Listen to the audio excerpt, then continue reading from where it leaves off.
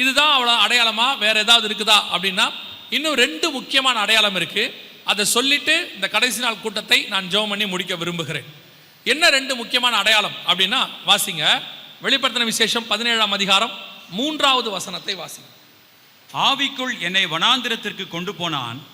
அப்பொழுது 7 தலைகளையும் 10 கொம்புகளையும் உடையதும் தூஷணமான நாமங்களால் நிறைந்ததுமான சிவப்பு நிறமுள்ள மிருகத்தின் மேல் ஒரு ஸ்திரீ ஏறி இருக்க கண்டேன். இந்த வசனத்தின்படி சிவப்பு நிறமுள்ள மிருகத்தின் மேல் ஒரு ஸ்திரீ ஏறி இருக்க கண்டேன். கவனிங்க, இதான் யூரோப்பியன் யூனியன் ஆர்மி உருவாக்கிட்டாங்கன்னு சொன்னோம் இல்லையா? அப்போ ப்ரொஜெக்டர் சரியில்லை, இப்போ ரெடி பண்ணிட்டாங்க. இப்போ கவனிச்சிங்கன்னா 1 ஆர்மி ரெடியாக இருக்குது. யூரோப்பியன் யூனியன் ஓன் ஆர்மி, அவங்களுக்கான தனி இராணுவத்தை உருவாக்கி விட்டார்கள். சொன்னபடியே மிக துல்லியமாக. இது வெளிப்படுத்தல் 17:3. ஒரு ஸ்திரீ மிருகத்தின் மேல் ஏறி இருக்க கண்டேன். இந்த வசனம் நீங்கள் வாசித்த வசனம் வெளிப்படுத்தல் 17:3 ஏறக்குறைய 1900 வருஷத்துக்கு முன்னாடி பத்மு தீவிலே யோவானுக்கு வெளிப்படுத்தப்பட்டது. நல்லா கவனிச்சுக்கொள்ளுங்க. ஏதோ இன்னைக்கு நேற்று வந்ததில்லை. இப்போ நீங்கள் வாசிக்கிற எந்த வசனமும் இன்னைக்கு நேற்று வந்ததில்லை. ஒரு 2000 வருஷம் 2500 வருஷத்துக்கு முன்னாடி பைபிளில் உள்ளது. இந்த 17:3 அவர் பார்க்குற தரிசனம் ஒரு ஸ்திரீ மிருகத்தின் மேல் ஏறி இருக்க கண்டேன் அப்படின்னு இருக்கு. அதுக்கு பின்னாடி இருக்கிற ஆவிக்குரிய சத்தியம்லாம் இருக்கட்டும், பின்னாடி அது இப்போ பார்க்க முடியாது. ஆனால் யூரோப்பியன் யூனியனுக்குன்னு ஒரு சிம்பல் இருக்குது. நம்ம ஒவ்வொருத்தருக்கும் ஒரு அடையாளம் இருக்கும். இந்தியாவுக்கு போனீங்கன்னா 4 முக சிங்கம்னு இருக்கும். இப்போது ஸ்ரீலங்காவுக்கு போனீங்கன்னா வால் ஏந்திய சிங்கம்னு இருக்கும். ஒவ்வொரு நாட்டுக்கும் ஒரு சிம்பல் வச்சுருப்பாங்க. அதே மாதிரி யூரோப்பியன் யூனியன்காரங்க என்ன பண்ணியிருக்காங்க, தங்களுக்கென்று ஒரு அடையாளமாக எல்லா இடங்களிலும் எதை வச்சிருக்கிறாங்க அப்படின்னு கேட்டிங்கன்னா, ஒரு ஸ்திரீ மிருகத்தின் மேல் ஏறி இருக்கிற சிம்பலை தான் வச்சுருக்காங்க, அடையாளத்தை வச்சுருக்கிறாங்க. இப்போ இதில் நீங்கள் பெருசாக இருக்கு இல்லையா, அது அவங்களுடைய மாதாந்திர சஞ்சிகை, மாதம் மாதம் வரக்கூடிய மேகசினில் ஒரு மேகசினுக்கு அப்படி போட்டிருந்தாங்க. அதுக்கு அந்த பக்கம் இருக்கிறது எல்லாமே காயின்ஸ், யூரோ காயின். இப்போ நம்ம எப்படி 1 ரூபா 2 ரூபா 5 ரூபான்றமோ அந்த மாதிரி அவங்களோட யூரோ 1 யூரோ 2 யூரோ. அதில் குறிப்பாக 2வது 2 யூரோவில் பார்த்தீங்கன்னா அது இருக்கும். மேலே இருக்கிறது ஃபோன் கார்டு, காலிங் கார்டு. அதுக்கு கீழே சிவப்பு கலரில் இருக்கிறதுக்கு பேர் ஸ்டாம்ப், போஸ்டல் ஸ்டாம்ப். அதுக்கு கீழே இருக்கிறது யூஎனில் போட்டது, ஒரு ஸ்திரீ மிருகத்தின் மேல் ஏறி இருக்கிற மாதிரி யூஎன் காரங்க அவங்க புக்கில் போட்டது. அந்த கார்னரில் இருக்கிறது பார்லிமெண்ட் வாசலில் இருக்கிற சிலை. ஸ்டாஸ்பர்க் அப்படிங்கிற இடத்துல பார்லிமெண்ட் வாசலில் அவங்க ஒரு சிலை வச்சுருக்கிறாங்க. அதுலேயும் பார்த்தீங்கன்னா ஒரு ஸ்திரீ மிருகத்தின் மேல் ஏறி இருக்கிற மாதிரி தான் இருக்கும். நீங்கள் ஐரோப்பாக்குள்ளே 28 நாட்டில் எங்கே போனீங்கனாலும் ஒரு ஸ்திரீ மிருகத்தின் மேல் ஏறி இருக்கிறதை பார்க்க முடியும். எந்த பகுதி, எந்த கவர்மெண்ட் அஃபிஷியல்குள்ளே போனீங்கன்னா ஏதாவது ஒரு இடத்துல இப்படி ஒன்று நீங்கள் பார்ப்பீங்க, கண்டிப்பாக பார்ப்பீங்க. ஏன் இப்படி வச்சுருக்கிறாங்க? நீங்கள் இன்னும் நான் ஒருபடி மேலே போய் சொல்கிறேன். யூரோப்பா அப்படின்னு சொல்லி போட்டு பாருங்கள், அவங்களுடைய சரித்திரத்திலேயே ஒரு ஸ்திரீ மிருகத்தின் மேலே உட்காந்துருக்கிறதா அவங்க சரித்திரமாக இருக்கும். ஆண்டவர் சொன்னபோது இல்லை, இது 1900 வருஷத்துக்கு முன்னாடி பைபிளில் உள்ளது. நீங்கள் இப்போ உள்ளதை வச்சு கம்பேர் பண்ணிக்கூடாது. அப்போ ஆண்டவர் சொன்னார், அடையாளமாக நீ என்னத்தை காண்கிறாயோ அப்படின்னு ஆண்டவர் கேட்பார்ல, அந்த மாதிரி யோவானுக்கு காண்பிக்கிறார். கடைசியாக வரக்கூடிய அந்த அரசாங்கத்தை காண்பிக்கும் போது அடையாளமாக ஒரு ஸ்திரீ மிருகத்தின் மேல் உட்கார்ந்துருக்கிறத காட்டுறார். இப்போ பார்த்தீங்கன்னா ஐரோப்பா முழுக்க அங்கே போயிருந்த போது அவங்கக்கிட்ட சும்மா கேட்டோம், இந்த மாதிரி இது அங்கே பார்லிமெண்ட் வாசலில் இருக்குது. இங்கே போயிருந்த போது நாங்கள் கேட்டோம், இந்த சிலைக்கு என்ன காரணம்? ஒரு சிலை இருந்தால் அது காரணம் இருக்கும். இப்போ நம்ம பார்லிமெண்ட் வாசலில் மகாத்மா காந்தியோடைய சிலை இருக்கும். அப்போ நம்மளை பொறுத்த வரைக்கும் அவர் நம்ம நாட்டுக்கு தேச தந்தை, அவர் இப்படி செஞ்சார் ஒரு ரீசன் இருக்குது. அந்த சிலையை அங்கே வைக்கிறது. அம்பேத்கர் சிலை இருக்குது, அவர் நமக்கு ஒரு சட்டத்தை எழுதி கொடுத்து நமக்கு சம உரிமை வாங்கி கொடுத்தாரு, சமநீதி எல்லாத்தையும் அங்கே இருக்குது. ஒரு பின்புலம் இருக்குல்ல. அதே மாதிரி இந்த சிலை ஒன்று வச்சிருக்கிறீங்களே, இதுக்கு பின்னாடி என்ன இருக்குது அப்படின்னு கேட்டால் அங்கே இருக்க யாருக்குமே தெரில. அவங்க சொல்கிறாங்க இது பார்லிமெண்ட்டில் வச்சிருக்கிறாங்க அப்படின்னு. அங்கே இருக்க கைடுக்கே தெரில. அங்கே இருக்கும்போது கேட்டோம், இந்த சிலைக்கான காரணம் என்னன்னு. அவர்களுக்கு தெரியவில்லை. ஆனால் நல்லா புரிஞ்சுக்கொள்ளுங்க, இதுக்கான விளக்கம் வேறு எங்கேயுமே இருக்காது, பரிசுத்த வேதாகமத்தில் மட்டும்தான் இருக்கும். வெளிப்படுத்தல் 17-13 வாசிச்சா மட்டும்தான் தெரியும், ஒரு ஸ்திரீ மிருகத்தின் மேல் ஏறி இருக்க கண்டேன். இது அந்த பார்லிமெண்ட் வாசலில் இருந்துச்சு. இன்னொரு பார்லிமெண்ட் வாசலில் பார்த்தீங்கன்னா இதே சிலை இருக்கும். ஒவ்வொரு பார்லிமெண்ட் வாசல்லையும் அதே மாதிரி ஒரு சிலை அவங்க வச்சுருப்பாங்க. வேதத்தில் சொன்னபடியே ஒரு ஸ்திரீ மிருகத்தின் மேல் ஏறி இருக்க கண்டேன் என்கிறதான தீர்க்க தரிசனம் நம் கண்களுக்கு முன்பாக நிறைவேற தொடங்கி இருக்கிறது. அதாவது ஸ்திரீ என்றால் நகரம். அதே 17ஆம் அதிகாரம் 2 நாள் நல்லா தானே இருந்துச்சு. முடிகிற அன்னைக்கு அப்படிதான் வருன்றீங்களா? சரி, ஓகே, முடிச்சிருவோம். இன்னும் ஒரு 10 நிமிஷம் மட்டும் அமைதியா ஏதாவது பாருங்க, கவனிங்க. 17ஆம் அதிகாரம் அந்த 3வது வசனத்தில் சொல்லப்பட்ட அந்த ஸ்திரீ யாருன்னு கேட்டீங்கன்னா, அதே 17ஆம் அதிகாரம் 18வது வசனத்தில் நீ கண்ட ஸ்திரீயானவள் பூமியின் ராஜாக்கள் மேல் ராஜ்யபாரம் பண்ணுகிற மகா நகரமேயாம். அது ஒரு சிட்டி. அந்த சிட்டி இந்த கவர்மெண்ட்டை நடத்தும். அந்த கவர்மெண்ட் தான் உலகத்தின் ஜனங்களை மோசம் போக்கும். தானியேல்ல வாசிச்சோம். ஆனா அந்த ஸ்திரீ இருக்காளே, அந்த சிட்டி, அவ யார் மேல கோபமா இருக்கா, அந்த சிட்டிக்கு யார் மேல ரொம்ப வெறுப்பு இருக்குன்னு நீங்க தெரிஞ்சுக்கணும்னா அதே 17ஆம் அதிகாரம் 6வது வசன வாசி. அந்த ஸ்திரீ பரிசுத்தவான்களின் இரத்தத்தினாலும் இயேசுவினுடைய சாட்சிகளின் இரத்தத்தினாலும் வெறி கொண்டிருக்கிறதை கண்டேன். கவனிச்சுக்கோங்க, ஒரு மிக மோசமான ராஜ்யபாரம் உலகளாவிய வருகிறது. அந்த ராஜ்யபாரம் கிறிஸ்தவத்துக்கு எதிராய் வருகிறது. நீங்க நினைச்சுக்கிட்டு இருக்கிறீங்க இங்க வராது, அங்க வராது, நமக்கு நடக்காது. கொஞ்சம் கொஞ்சமா நீங்க கவனிச்சுக்கிட்டே பாருங்க. உலகளாவிய எல்லா பகுதிகளிலும் கிறிஸ்தவத்துக்கு எதிரான காரியங்கள் நடக்குது. ட்ரம்ப் அரசாங்கத்துக்கு பிறகு உலகளாவிய ஆன்டி கிறிஸ்டியானிட்டி வரும். கிறிஸ்தவத்துக்கு எதிரான கொள்கைகள் உலகளாவிய வரும். அப்பொழுது நான் சொல்லக்கூடிய கிறிஸ்தவம் என்பது உண்மை கிறிஸ்தவம். அந்த இடத்துல வசனம் என்ன சொல்ல, திருப்பி வாசிங்க. அந்த ஸ்திரீ பரிசுத்தவான்களின் இரத்தத்தினாலும். பரிசுத்தவான்களின் ரத்தம். பரிசுத்தமா இல்லாத கிறிஸ்தவனுக்கு பிரச்சனையே கிடையாது. பரிசுத்தவான்கள் ரத்தத்தினாலும் இயேசுவினுடைய சாட்சிகளின் இரத்தத்தினாலும். இயேசுவுக்கு சாட்சியா நிக்கிறவங்களுக்கு தான் இது நடக்கும். யாரை கொண்டு எப்படி செய்வாங்கன்னு தெரியாது. நீங்கள் நினைக்காதவர்களே உங்களுக்கு எதிராய் மாறுவார்கள். நீங்கள் ஆதரவு என்று நினைக்கிறவர்கள் உங்களுக்கு எதிராய் மாறுவார்கள். நான் அரசியலில் சொல்லவில்லை, கிறிஸ்தவத்தில் சொல்லுகிறேன்.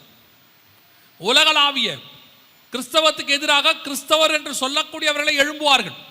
நடந்திருக்கான்னா சரித்திரத்தை போய் பின்னாடி கொஞ்சம் நோக்கி பாருங்க. 5ஆம் நூற்றாண்டுல இருந்து நோக்கி வாசிச்சு பாருங்க. 14ஆம் நூற்றாண்டு வரைக்கும் பாருங்க. யார் யாருக்கெல்லாம் நடந்திருக்குன்னு பாருங்க. மார்ட்டின் லூத்தர் வர வரைக்கும் என்ன நடந்துச்சுன்னு பாருங்க. கிறிஸ்தவர்களுக்கு எதிராக கொலை செய்தவர்கள் யாருன்னு பாருங்க. அப்படி ஒரு சூழ்நிலை மீண்டும் வரும், உலகளாவிய வரும். பரிசுத்தவான்களுடைய இரத்தத்தினாலும் இயேசுவின் சாட்சியின் வசனங்களினாலும் ஐரோப்பாவில் இருந்து அந்த ராஜ்யம் எழும்பும்.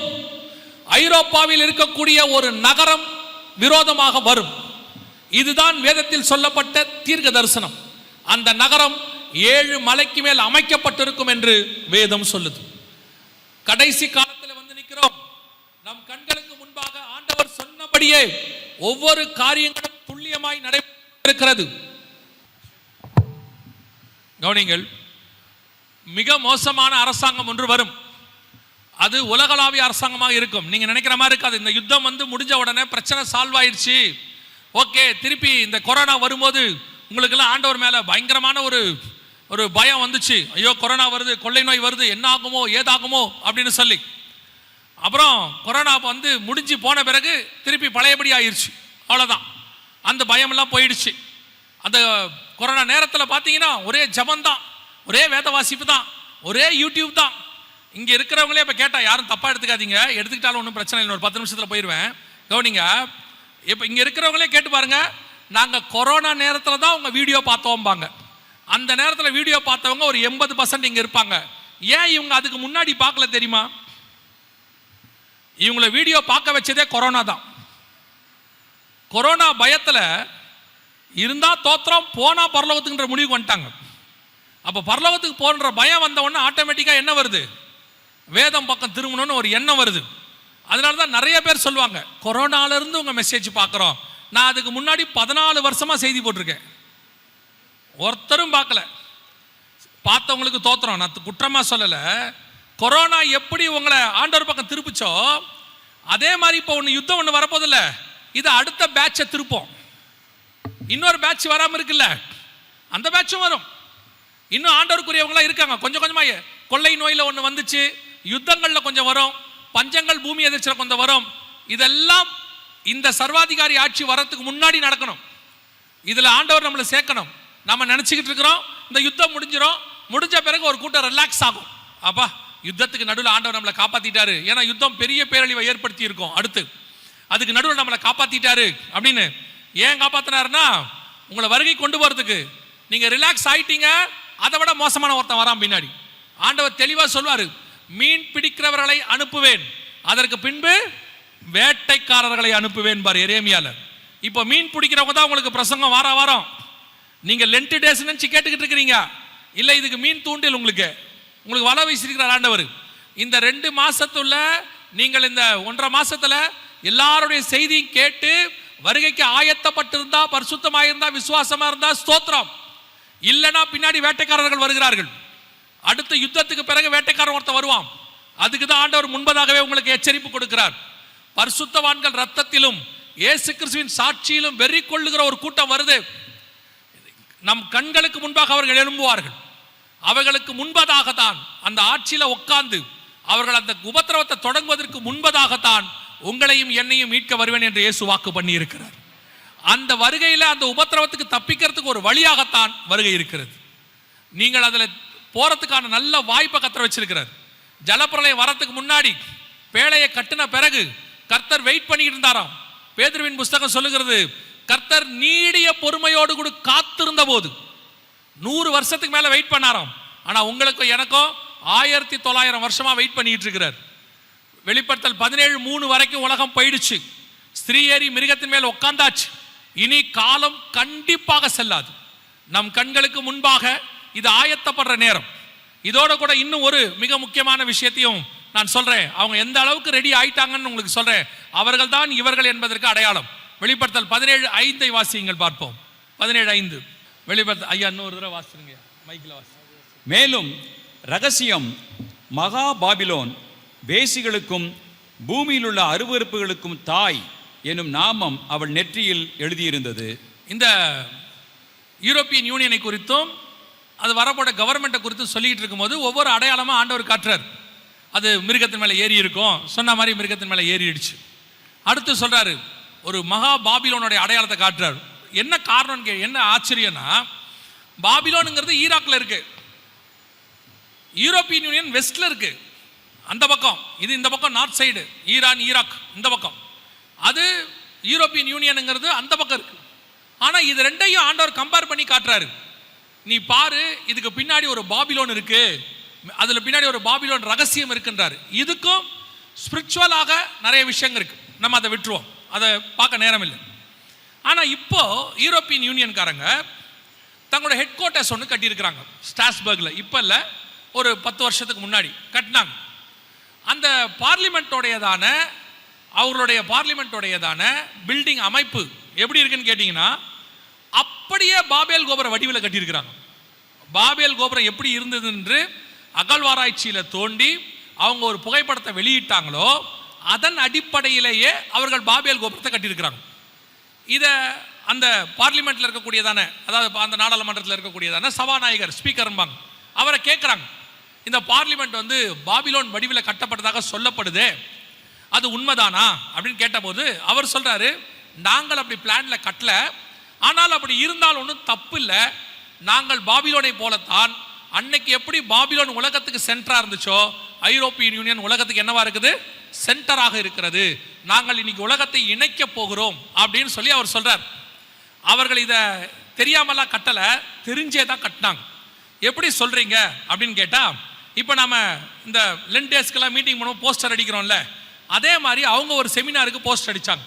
அந்த போஸ்டர்ல அவங்களுடையதான அடையாளமாக, நல்லா கவனிச்சுக்கொள்ளுங்க, அவங்களுடையதான தீம், இப்போ லென்ட் டேஸ்ன்னு வைக்கிறோம், கடைசி காலம்னு வைக்கிறோம், மீட்டிங்கு, ஆசீர்வாத பெருவிழா, சுகமளிக்கிற இப்படி ஒன்றுனா வைக்கிறீங்கல்ல, அந்த மாதிரி அவங்களுடையதான ஒரு மீட்டிங்க்கு செமினாருக்கு அவங்க வச்ச தீம் என்னன்னு கேட்டிங்கன்னா பாபேல். இவங்க யாருமே பாபிலோன்காரங்க கிடையாது, எல்லாம் யூரோப்பியன் யூனியன்காரங்க.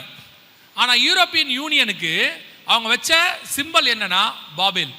அதில் அவங்க என்ன சொல்ல வராங்கன்னு சொல்லி கீழே இருக்கு பாருங்க, என்ன போட்டிருக்கிறாங்க பாருங்க, இந்த இடத்துல அவங்க போட்டிருக்கிறது Europe many tongues one voice அப்படின்னு போட்டிருக்கிறாங்க. அந்த செமினார் போஸ்டர்ல என்ன போட்டிருக்குன்னா Europe many tongues one voice. அதோட அர்த்தம் என்னன்னா, பாபேல் கோபுரத்துல பல நாவுகள் இருந்தது, ஒரு பாஷை இருந்தது. நிறைய மக்கள், ஆனா அத்தனை பேர் என்ன பண்ணாங்க? ஒரு பாஷை பேசினாங்க. அதை இவங்க எப்படி சொல்றாங்கன்னா, டங்ஸ்ங்கிறதுக்கு பாஷைன்னு இன்னொரு அர்த்தம் இருக்கு. அந்நிய பாஷை பேசுறவங்க டங்ஸ் பேசுறாங்கன்னு சொல்லுவாங்க. அந்த டங்ஸ்ங்கிறதுக்கு பல மொழி அப்படின்னு அர்த்தம். இவங்க என்ன சொல்ல வராங்கன்னா, மெனி டங்ஸ், பல பாஷைகள் எங்களுக்குள்ளே இருக்கிறது, ஒன் வாய்ஸ், ஆனால் நாங்கள் எப்படி இருக்கிறோம்? ஒரே சத்தத்தை எழுப்புகிறோம். இவங்க போட்டது 2012. வெளிப்படுத்தல் 17:13 சொல்லுது, இவர்கள் ஒரே யோசனை உள்ளவர்கள், இவர்கள் மகா பாபிலோன் ரகசியம். இத்தனை துல்லியமாய் தீர்க்க தரிசனத்தை உரைக்கிற தேவனும் வேதமும் உலகத்தில் வேறு எங்கேயும் இல்லை. அந்த வேதம் பரிசுத்த வேதாகமம், அந்த தேவன் ஆண்டவராகிய இயேசு கிறிஸ்து. அல்லேலூயா. அந்த தேவன் நம்முடைய தேவன், அந்த வேதம் நம்முடைய வேதம். எவ்வளவு பெர்ஃபெக்ட்டா இருக்கு பாருங்க. இவங்க எல்லாம் பைபிளை பார்த்து செஞ்ச மாதிரி இருக்கு, விரோதமா. இது பைபிளுக்கு அகைன்ஸ்ட். ஆண்டவர் சொல்லுது மகா பாபிலோன். இன்னைக்கு அவங்க செமினாருக்கு போட்டிருக்கிறாங்க மெனி டங்ஸ் ஒன் வாய்ஸ். அதுல ஒரு ஆச்சரியமா அந்த தீம்ல அவங்க ஒரு விஷயத்தை போட்டாங்க, பார்த்துக்கோங்க, அது போயிட போது. அந்த டவர்ல பாருங்க, இப்போ இருக்கிற ஜெனரேஷனுக்கு தெரியும், ஒரு 20 வருஷத்துக்கு முன்னாடி 30 வருஷம் முன்னாடி ஜெனரேஷனுக்கு நம்ம தமிழ்நாட்டில் உள்ளவங்களுக்கு தெரியாது, இப்போ தெரியும் உங்களுக்கு. இந்த இடத்துல இருக்கு பாத்தீங்களா, அந்த ஸ்டாருக்கு கீழே பாருங்க, சுத்தம். அந்த ஸ்டாருக்கு கீழே பாத்தீங்கன்னா கட்டடத்தில் ஒரு கிரேன் ஒன்று போட்டிருக்கிறாங்க, பாத்தீங்களா? அதுல இருக்கு பாருங்க, ஒரு கிரேன் இருக்கு பாருங்க கோபுரத்தில். ஆதியாகமத்தின் புஸ்தகம் 11ஆம் அதிகாரம் 8வது வசனம் வாசி. 16. ஆதியாகமம் 11:8. அப்படியே கர்த்தர் அவர்களை அவ்விடத்திலிருந்து பூமியின் மீதெங்கும் சிதறிப்போக பண்ணினார். அப்பொழுது நகரம் கட்டுகிறதை விட்டுவிட்டார்கள். பூமி எங்கும் வழங்கின பாஷையை கர்த்தர் அவ்விடத்தில் தாறுமாறாக்கினபடியால் அதன் பேர் பாபேல் எனப்பட்டது. அப்பொழுது அவர்கள் கட்டடம் கட்டுவதை விட்டுவிட்டார்கள். இந்த இடத்துல பாருங்க கிரேன் போட்டிருக்கிறாங்க. அப்பனா என்ன அர்த்தம்? கட்டடம் மீண்டும் கட்டப்படுகிறது என்று அர்த்தம். இந்த இடத்துல இருக்கு பாருங்க, பாபேல் கோபுரம் கட்டுவதை விட்டு விட்டார்கள்னு வேதம் சொல்லுது. இவங்க போட்ட செமினார் போஸ்டர்ல கோபுரத்துல, பாபேல் கோபுரத்துல ஒரு கிரேன் போட்டு கட்டுற மாதிரி போட்டிருக்கிறாங்க. அப்படின்னா என்ன அர்த்தம்? மீண்டும் பாபேல் கோபுரம் என்ன செய்யப்படுது? கட்டப்படுகிறது என்று அர்த்தம். சகரியாவின் புஸ்தகத்தை வாசிச்சு பார்த்தீங்கன்னா வேதம் சொல்லும், அவர்கள் போய் பாபிலோனிலே தங்கள் வீட்டை கட்டினார்கள்னு இருக்கும். சகரியாவின் புஸ்தகத்தில் 4ஆம் அதிகாரம் என்று நான் நினைக்கிறேன், 5ஆம் அதிகாரம் 11வது வசனம். அதற்கு அவர் சினேயா தேசத்திலே அதற்கு ஒரு வீட்டை கட்டும்படிக்கு அதை கொண்டு போகிறார்கள், அங்கே அது ஸ்தாபிக்கப்பட்டு தன் நிலையிலே வைக்கப்படும் என்றார். சினையார் தேசம்னா பாபிலோன் அர்த்தம். சினையார் தேசம் தான் பைபிளில். சினையார் தேசம், பாபிலோன், கல்தேயர், இதெல்லாம் அந்த ஒரே பட்டணத்துக்கு பேர் தான். கல்தேயருங்கிறது காலத்தில் வந்து ஆபிரகாம் புறப்பட்டு வரும்போது கல்தேயர் பட்டணத்தை விட்டு மெசபொத்தோமியா அப்படின்னு இருக்கும். அப்புறம் நேபுகாத் நேச்சார் வரும்போது பாபிலோனிய ராஜா, கல்தேயர் ராஜான்னு இருக்கும். சினையார் தேசத்தில் அப்படிம்பாங்க. இதெல்லாம் பாபிலோனை குறிக்கும். அங்கே மீண்டும் கட்டப்படும், ஸ்தாபிக்கப்படும் பைபிள் சொல்லுது. இப்போ ஸ்தாபிக்கப்படும் இவங்க சொல்றாங்க. அவருடைய ஆவிக்குரிய அர்த்தம் என்னன்னா, மீண்டும் கடைசியாக பாபேல் கோபுரத்தில் வந்ததான பிசாசின் ராஜ்யம் பூமியில் வருகிறது. உலகம் முழுக்க ஒரு டவர் கட்டப்படுகிறது. டவர்னா நீங்க நினைக்கிற டவர்லாம் இல்லை, அதெல்லாம் ஒண்ணுமில்லாத டவர். இது பாபேல் டவர். இவங்களும் டவர் கட்டல, அதே மாதிரி ஒன்று அதோட ஸ்பிரிச்சுவல் விஷயம் கட்டுறாங்க.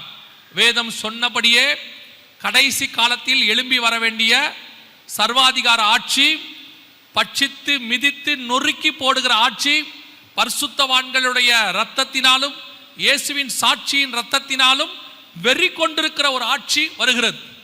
இந்த செய்தியை கேட்டுட்டு இப்போ கேட்டுட்டு அப்புறம் ஒரு 3 நாள்ல மறந்துட்டீங்கனாலும் உங்க இஷ்டம்தான். ஆனால் இப்ப சொல்லப்பட்ட காரியங்கள் எல்லாம் வருகிற நாட்களிலே நடக்கும். நாங்கள் தீர்க்க தரிசனம் சொல்லல, இது பைபிள்ல சொல்ற தீர்க்க தரிசனம். வானம் பூமியும் ஒளிந்து போனாலும் கர்த்தருடைய வார்த்தை ஒரு நாளும் ஒளிந்து போகாது. தீர்க்கதரிசிகள் இந்த காலத்தில் சொல்றதுல பாதி நடக்குது, பாதி நடக்காம போகுது. ஆனா பைபிள்ல சொன்ன வார்த்தையில ஒண்ணு கூட நடக்காம போனதில்லை. எனவே ஆண்டவர் சொன்ன இத்தனை காரியங்களும் துல்லியமாய் நடக்கும் போது இன்னைக்கு நீங்க பார்த்த சொன்ன விஷயங்கள் எல்லாமும் நடக்கும். மிக மோசமான ஒரு அரசாங்கம் எழும்பி வரும், உலகளாவிய. அவர்களுக்குரிய ஜனங்கள் இப்பொழுது வந்து விட்டார்கள். வல்லமை, அதிகாரம், அதாவது படைபலம் பணபலம் எல்லாம் ரெடி பண்றாங்க. இந்த யுத்தம் இருக்குல்ல, இது இல்ல, இதுக்கப்புறம் இன்னொன்னு இருக்கு. 42 மாதம் யுத்தம் பண்ணுவாங்க. அவங்க டோட்டல் உலகத்தை கையில கண்ட்ரோல் பண்ணுவாங்க. எக்கானமிக்கலி கொண்டு வருவாங்க, மிலிட்ரி கொண்டு வருவாங்க, ரிலிஜியஸா கொண்டு வருவாங்க, எல்லாத்தையும் கையில பிடிப்பாங்க. உலகளாவிய ஒரு மதம், ஒரு ராஜ்யம், ஒரு பரிவர்த்தனை எல்லாம் கொண்டு வருவாங்க. ஆண்டவர் சொன்னபடி அத்தனை நடக்கும். அப்பொழுதுதான் வலது கையில் நெத்தியிலும் முத்திரை போடுகிற காலம் வரும். இவைகள் சம்பவிக்க தொடங்கும் பொழுது உங்களையும் என்னையும் மீட்க வருவேன் என்று இயேசு வாக்கு பண்ணி இருக்கிறார். அல்லேலூயா. இதெல்லாம் துல்லியமா நடக்கும்னா இயேசு வருவேன் என்கிற வாக்கு தத்தமும் துல்லியமாய் நடக்கும். நமக்கு தேவை வருகையில போவது மட்டும்தான். இதெல்லாம் அடையாளம். ஏன்னா இயேசு கிட்ட என்ன கேட்டாங்க? மத்திய 24:3 உம்முடைய வருகைக்கும் உலகத்தின் முடிவுக்கும் அடையாளம் என்னன்னு கேட்டாங்க. அந்த அடையாளத்தை தான் இப்ப ஆண்டவர் நமக்கு காட்டி இருக்கிறார். நமக்கு ஒரு பெரிய ஆசீர்வாதம் என்ன அப்படின்னா, ஆண்டவர் ஆபிரகாமை பார்த்து சொல்லும் பொழுது அவன் விசுவாசித்தான், நீதியா எண்ணினார். அவன் பார்க்கல, ஆனா வார்த்தை என்ன பண்ணானா? விசுவாசிச்சான். ஆனா உங்களுக்கு எனக்கும் ஆண்டவர் பார்க்கறதுக்கும் வாய்ப்பு கொடுக்கிறார். ஏன்னா கடைசி காலத்துல நம்ம மேல அதிக கிருபை.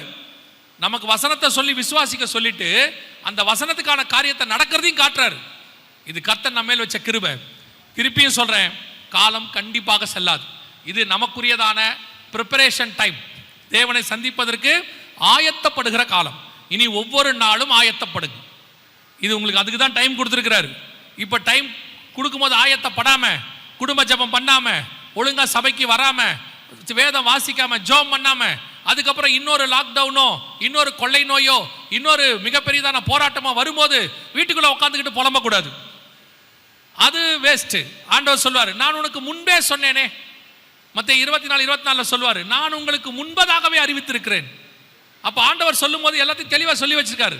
முன்பதாகவே அறிவிச்சிட்டார். இனி காலம் கண்டிப்பாக செல்லாது. எனவே கவனித்துக் கொள்ளுங்கள்.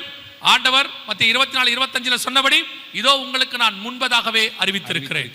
இனி காலம் கண்டிப்பாக செல்லாது.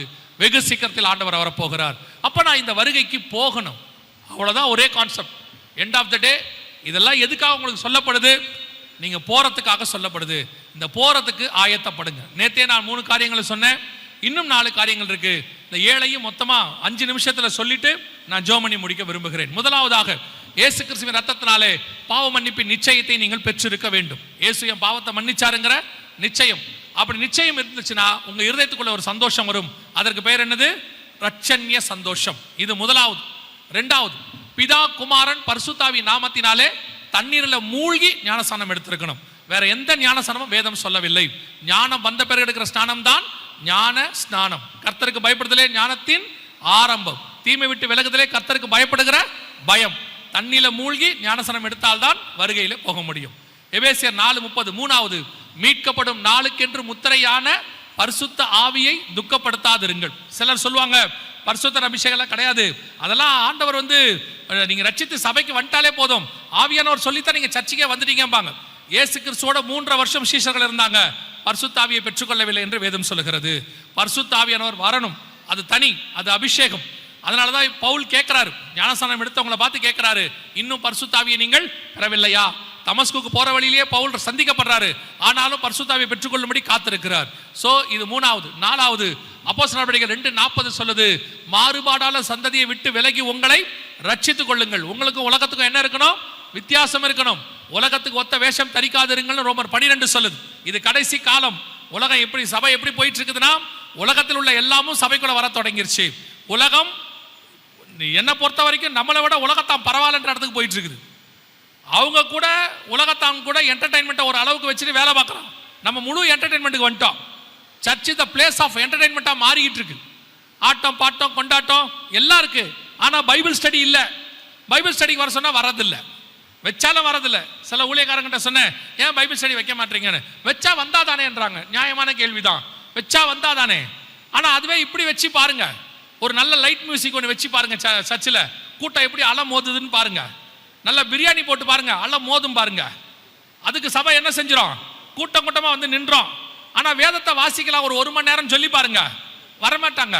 வேலை இருக்கு, பிஸியா இருக்கும், இன்னைக்கு வர முடியாது. All night prayer, no chance. இல்லை, நான் சொல்றது உண்மை தானே? இல்லைன்னா உங்க சந்தோஷம், ஆனால் இதான் உண்மை. இன்னைக்கு சபை உலகத்தில் இருக்க என்டர்டைன்மெண்ட்டை விட சபை என்டர்டைன்மெண்ட்டுக்கு போயிருச்சு. உலகத்தில் உள்ள அரசியலை விட சபை அரசியலுக்குள்ள போயிருச்சு. உலகத்தாங்கூட அரசியல் அப்படி அடிச்சுக்க மாட்டான் போல, சபைக்குள்ள அந்த அரசியல் அடிதடி கிடக்கு. அவனே பரவாயில்ல, அவன் பார்த்து அவன் சொல்றான், நம்ம பரவாயில்லடாங்கிற அஞ்சு அளவுல இருக்கு. தயவு செய்து உலகத்துக்கு ஒத்த வேஷம் தரிக்காதிருங்கள். இங்கே எல்லாமே சந்தோஷமும் சமாதானமா இருக்க வேண்டிய இடம். கிறிஸ்துவின் சாயலா மாறணும். சினிமா நடிகன் சாயல், சினிமா நடிகை சாயல், அரசியல்வாதி சாயல், பிசினஸ்மேன் சாயல் சபைக்குள்ள வரக்கூடாது. கிறிஸ்துவின் சாயல் இருக்கணும் இங்க சபையில். ஐந்தாவது, சுவிசேஷத்தை அறிவித்தல் உங்கள் மேல் விழுந்த கடமை.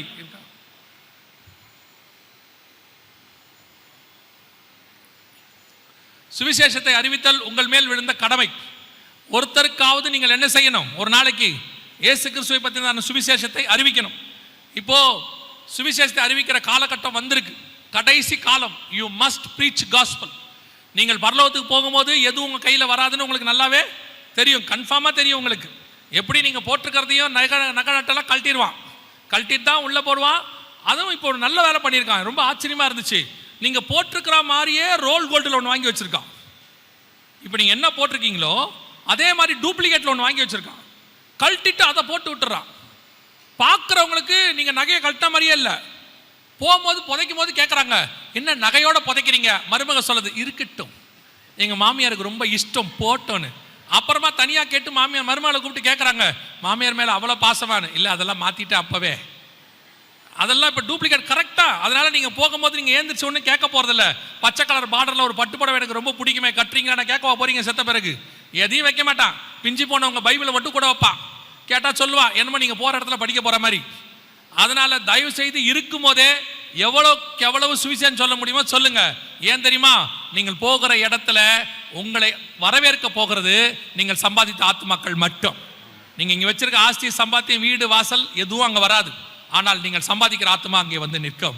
அவன் கிரியைக்கு தக்கதான பலன் என்னோடு கூட வருகிறது. ஆறாவது, இயேசு வருவார் என்பதை ஒவ்வொரு நாளும் விசுவாசிக்கணும். இனிமேட்டு டெய்லி காத்திருக்கணும். ஆமேன், இயேசுவே சீக்கிரம் வாரும்னு சொல்லணும். ஆவியும் மனவாட்டியும் வா என்பார்களாக காத்திருக்கிற இடத்துக்கு வந்துடணும். சும்மா ஏதோ 2-3 நாள் செய்தி கேட்டோம், அதுக்கப்புறம் நார்மலா விட்டுட்டு திருப்பி இன்னொரு வருஷம் 2 வருஷம் கழிச்சு கேட்கும் போது திருப்பி செய்தி கேட்கும் போது இந்த ஜுரம் வந்து போகுமே, அப்படி இருக்கக்கூடாது. இன்னைக்கு வரக்கூடியதான இந்த ஒரு தீ, இந்த பொறி ஒவ்வொரு நாளும் வீட்டில் படுக்க போகும்போது, ஆண்டவரே உடைய வருகை தாமதிக்குமானால், இந்த ராத்திரியில வருமானால் நான் எடுத்துக்கொள்ளப்பட வேண்டும். காலையில் எழுந்திருக்கும் போது முதல் ஜெபம், ஆண்டவரே இன்னைக்கு வருமானால், அது அப்படியே ரத்தத்தில் ஊறிடணும். அப்பதான் அந்த இயேசுவை சந்திக்கணுங்கிற வாஞ்சை இருக்கும். ஏழாவது, கடைசியாக முடிவு பரியந்தம் நிலை நிற்கிறவனே ரட்சிக்கப்படுவான். இந்த 6லும் கடைசி வரைக்கும் நிற்கணும். அடைந்த ரட்சிப்பு, எடுத்த ஞானசானம், பெற்றுக்கொண்ட அபிஷேகம், வாழ்ற வேறுபாடுள்ள வாழ்க்கை, சொல்ற சுவிசேஷம், விசுவாசிக்கிற வருகை, இந்த 6லும் இயேசு வர வரைக்கும் நீங்க நின்னீங்கன்னா கர்த்தருடைய வருகையில பிரவேசிப்பது எளிது. அல்லேலூயா. நாம் ஜெபிக்க போகிறோம். ஏந்திரிக்கலாமா தேவ சமூகத்தில்? நான் ஒரு 5 நிமிஷம் அதிகமாயிருச்சு. ஒரு 5 நிமிஷத்தில் கையில் நான் கொடுத்துருவேன். எல்லாம் கண்களை மூடுவோம். 1 கொரிந்தியர் 11:31 சொல்லுகிறது, நம்மை நாமே நிதானித்து அறிந்தோமானால் நாம் நியாயம் தீர்க்கப்படும். உங்களை ஆராய்ந்து பாருங்க. ஒரே ஒரு நிமிஷம் மட்டும்தான் கண்களை மூடுங்க. வேற எதுவுமே இப்ப செய்ய வேண்டாம். எல்லாருமே கண்களை மூடி, கிறிஸ்துவின் வருகை மிக சமீபம்.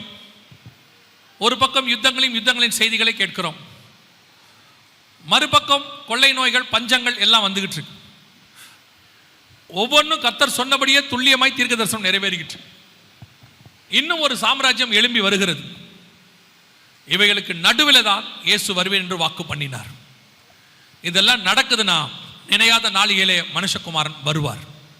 நீங்கள் அவரை சந்திக்க ஆயத்தமாக இருக்கிறீங்களா? அதான் ஒரே கேள்வி. கிறிஸ்துவின் வருகை சம்பவிக்கும் போது, ஒரு இமை பொழுது ஒரு நிமிஷத்தில் மறுரூபமாகும் போது நீங்கள் அவரை சந்திக்கிற இடத்தில் இருப்பீர்களா? இங்கிருந்து எந்த தீர்க்க தரிசனமும் தேவையில்லை. நீங்க யார் என்பது உங்களுக்கு தெரியும், உங்கள் மனசாட்சிக்கு தெரியும், பரிசுத்த ஆவியானவருக்கு தெரியும். சிலருக்கெல்லாம் வைராக்கியம், உண்மை தெரியும், சத்தியம் தெரியும். ஆனா இவ்வளவு நாள் இந்த சத்தியத்தில் இருந்துட்டேனே, இதுக்கப்புறம் நான் செஞ்சா என்ன பண்ணுறதோ அப்படின்னு ஒரு வைராக்கியம், பயம். உங்கள் சரீரத்தை கொல்ல வல்லவர்களுக்கு பயப்படாதிருங்கள், உங்கள் ஆத்மாவை நரகத்தில் தள்ள வல்லவருக்கு பயப்படுங்கள். சத்தியம் உங்களை விடுதலையாக்கும், அது உங்களை பரலோகத்துக்கு கொண்டு போய் சேர்க்கும். ஒருவேளை நீங்கள் சத்தியத்துக்கு கீழ்ப்படிவதனால் சில பிரச்சனைகள் உங்களுக்கு வரும். ஆனால் சத்தியத்துக்கு கீழ்ப்படிந்தால் நித்திய சந்தோஷம் வரும். நீங்க இங்க சில மனுஷங்களுக்கு சில காரியங்களுக்கு பயப்படுவீங்கன்னா நித்திய ஆக்கினையும் வரும். ஆண்டவர் உங்களுக்கு ஒரு நல்ல வாய்ப்பு கொடுக்கிறார். ஒரே ஒரு நிமிஷம் கண்களை மூடி, ஆண்டவரே இந்த வருகையில் நான் போகணும், கைவிடப்பட்ட கூட்டத்தில் நான் இருக்கக்கூடாது, நான் மட்டுமல்ல என் குடும்பமும் இருக்கக்கூடாது, என் குடும்பத்தோடு கூட இன்னும் ஆத்துமாக்களின் ஆதாயம் பண்ணி கொண்டு வர வேண்டும் ஆண்டவரே. அப்படி ஒப்பு கொடுப்போமா தேவ சமூகத்தில்? ஒரே ஒரு நிமிஷம் மட்டும் கண்களை மூடி. அந்த நேரத்தில் நான் ஒரே ஒரு கேள்வியை கேட்டு ஜெபித்து முடிக்க விரும்புகிறேன். நான் இன்னும் தண்ணியில் மூழ்கி ஞானஸ்நானம் எடுக்கவில்லை. நான் தண்ணியில் மூழ்கி ஞானஸ்நானம் எடுக்க என்னை ஒப்பு கொடுக்குறேன், நான் வருகையில் போகணும் அப்படின்னு தீர்மானிக்கிறவங்க மட்டும் உங்கள் வலது கரத்தை உயர்த்துங்க. நான் உங்களுக்கு ஜெபிக்க போகிறேன். கர்த்தருடைய வருகையில் பிரவேசிக்கணும், நான் தண்ணியில் மூழ்கி ஞானஸ்நானத்துக்கு ஒப்பு கொடுக்குறேன்றவங்க மட்டும் நல்ல கரங்களை உயர்த்துங்க. இது உங்களுக்கும் தேவனுக்கும் உள்ளதான உடன்படிக்கை. அதை கர்த்தர் பார்த்துக்கொள்வார். நாம் உங்களுக்காக இப்போ நான் ஜெபிக்க போகிறேன். அதே நேரத்தில் கரங்களை உயர்த்தி இருப்போம். அதே நேரத்தில் அநேகருடைய கரங்கள், அதே நேரத்தில் நான் வருகையிலையும் போகணும், கைவிடப்பட்ட கூட்டத்தில் இருக்கக்கூடாது, ஒவ்வொரு நாளையும் நான் ஆயத்தப்பட போகிறேன், கிறிஸ்துவை சந்திக்கிறதுக்கு என் வாழ்க்கையை ஒப்பு கொடுக்குறேன், இனி ஒவ்வொரு நாளும் அவருக்காக நான் காத்திருப்பேன், குடும்பமாக காத்திருக்க போகிறோம் தீர்மானம் பண்ணுகிறவர்களும் உங்கள் கரங்களை தேவனுக்கு நேராக உயர்த்தி ஒப்பு கொடுத்து ஜெபம் பண்ணுவோமா? நல்ல தகப்பனே, சர்வ வல்லமையுள்ள எங்கள் ஆண்டவரே, இந்த 3 நாட்களுக்காக உமக்கு ஸ்தோத்திரம். கிருபையுள்ள கரத்தில் எங்களை தாழ்த்துகிறோம். தேவனாகிய கர்த்தர் எங்களுக்கு தந்த இந்த சந்தர்ப்பத்திற்காய் நன்றி ஆண்டவரே. கரங்களை உயர்த்தி ஞானஸ்நானத்துக்கு ஒப்பு கொடுத்து ஆண்டவரே எல்லா நீதிக்கும் கீழ்ப்பட்டு ஒப்பு கொடுத்திருக்கிற இந்த பிள்ளைகளுக்காய் ஸ்தோத்திரம். சீக்கிரத்தில் எடுக்க கர்த்தர் கிருபை தருவீராக. அதோடு ஆண்டவரே கரங்களை உயர்த்தி ஜெபித்துக் கொண்டிருக்கிற வருகையிலும் பிரவேசிக்க வேண்டும் என்று ஆண்டவரை தீர்மானம் எடுத்து வைராக்கியமாய் உமக்கென்று வாழ நினைக்கிற ஒவ்வொருத்தரும் கரத்தில் ஒப்பு கொடுக்கிறோம். நீர் வரும்பொழுது இந்த திரள் கூட்டம் அப்படியே வருகையிலும் காணப்படுவதாக, இவர்களுக்கு விரோதமாய் உருவாக்கப்படுகிற எல்லா ஆயுதங்களும் வாய்க்காதே போவதாக, உலகமோ உலகத்துக்கு உண்டானவைகளோ பாவமோ பின்னோக்கி இழுக்க பார்க்கிற காரியங்களோ இவர்களை சேதப்படுத்தாதபடி கர்த்தர் பாதுகாத்துக் கொள்வீராக. ஆண்டவரே இவர்களை முழுவதுமாய் வேலி அடையும். கரங்களை உயர்த்தி ஜெபித்துக் கொண்டிருக்கிற ஒவ்வொருத்தருக்காக நாங்கள் ஜெபிக்கிறோம் அப்பா. அத்தனை பேரும் உடைய வருகையிலும் காணப்பட கிருபை பாராட்டும். மகிமையுள்ள கரத்தில் எங்களை தாழ்த்துகிறோம் ஆண்டவரே. இந்த கூட்டத்தை நடத்தினவர்களுக்காக ஆண்டவரே, ஒத்துழைத்தவர்களுக்காக, ஜெபித்தவர்களுக்காக, உழைத்தவர்களுக்காக, கொடுத்தவர்களுக்காக ஆண்டவரே, கமிட்டிக்காக ஒவ்வொருத்தரையும் கர்த்தர் ஆசீர்வதிங்கப்பா. கிருபையுள்ள கரத்தில் எங்களை தாழ்த்துகிறோம்.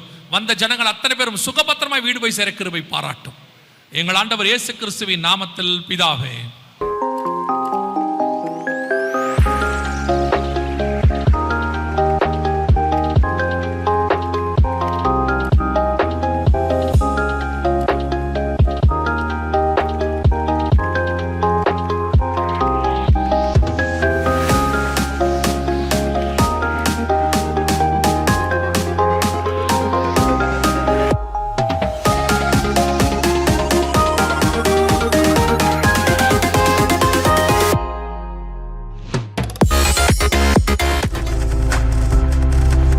நீங்கள் பார்த்துக் கொண்டிருப்பது உங்கள் ஜாய் டிவி. உங்கள் துக்கம் சந்தோஷமாய் மாறும்.